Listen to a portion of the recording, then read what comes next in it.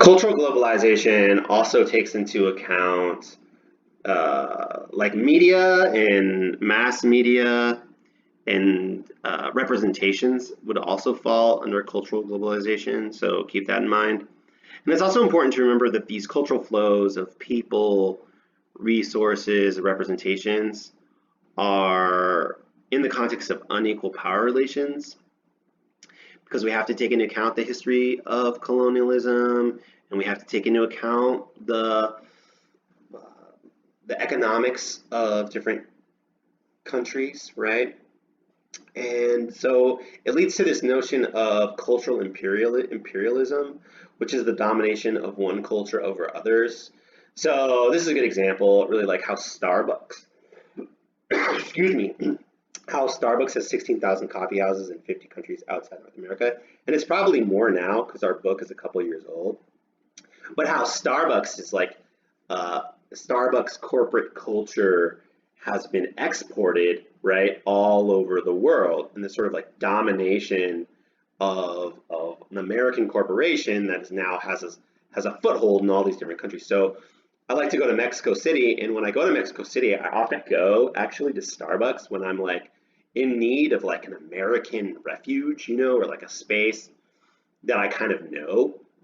And so sometimes I like go to Starbucks and get a coffee and use the internet, even though I'm in a foreign country, right? It's like it's the same in a lot of ways. It's different, but it's like the same in a lot of ways. And this kind of like domination of an American by an American company, like in all over the world, is an example of cultural imperialism, right? How American culture is like it becomes normalized in even a place like Mexico City, right?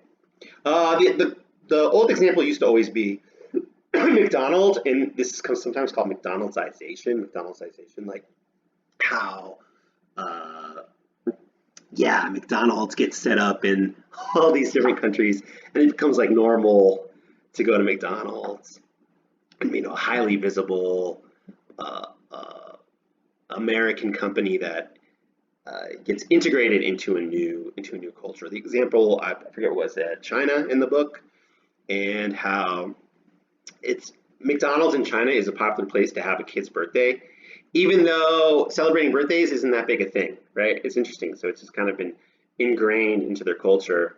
It's been absorbed, right, at some level into Chinese culture, right? And another example, Coca-Cola is ubiquitous even in the most remote areas. Yeah, definitely see that in Latin America, Mexico. Uh, yeah, just the global spread of this American product as sort of becomes normalized as what you drink, right?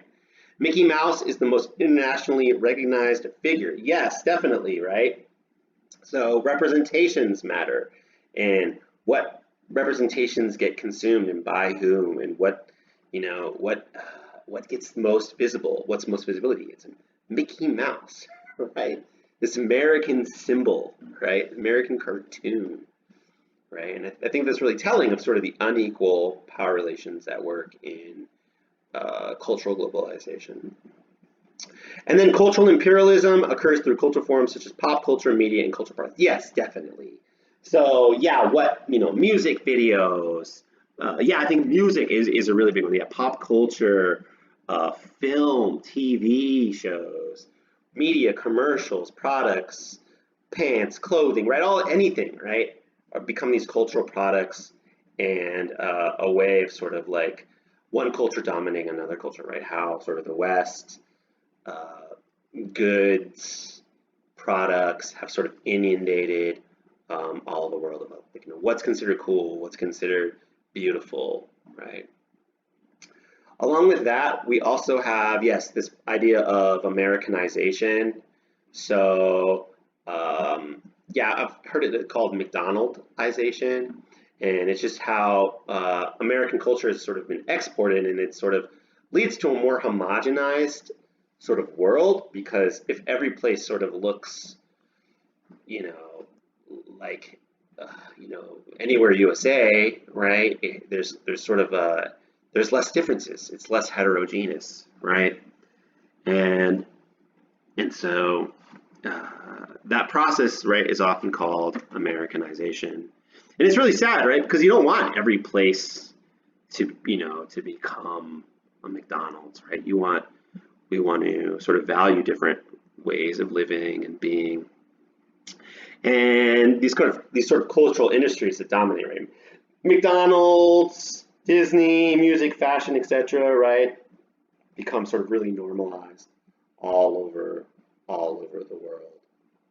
And, yeah, we need to be aware of these cultural industries, which isn't to say that these things can't become sort of uniquely hybrid, right? Like so McDonald's in China, right, will have a different menu than McDonald's in the US or McDonald's in Belgium, right, will have different menus. So it's like, and then Disney might market differently in those different cultures. So there is some hybridization, but at the same time, yeah, what's stronger, the hybridization or the homogenization, right?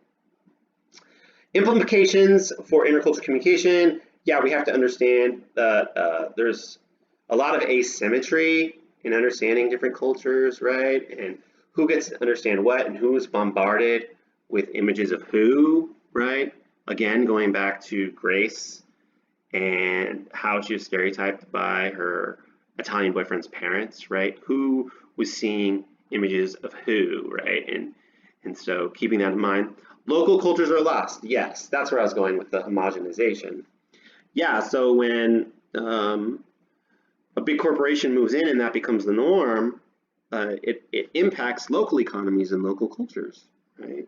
Of where you're going to eat lunch and what kind of food you eat and what's normal, right? Resistance to U.S. Western dominance. Yeah, so there's resistance movements, right? Movements to ban corporations and to prevent the privatization of natural resources and these sorts of things in developing countries, right? Even in the U.S., right? Certain communities will say we don't want Walmart, right? Right, because homogenization has taken over the U.S. as well, right? Anywhere USA, quote unquote, right? And some communities are saying no, we don't want a Walmart here. We don't want a McDonald's here, right? And then the expectations of cultural similarity. Yeah, so this idea that everywhere is the same, right, and that people are going to value the same things, I think can stem from American cultural hegemony, right? Like, oh, you don't celebrate Christmas? How weird, right? Or there's no silverware when you eat? How weird, right? And this idea that the weird is different or bad, right? And you assume everyone sort of has the same view as you, right? Is also a negative part of cultural globalization.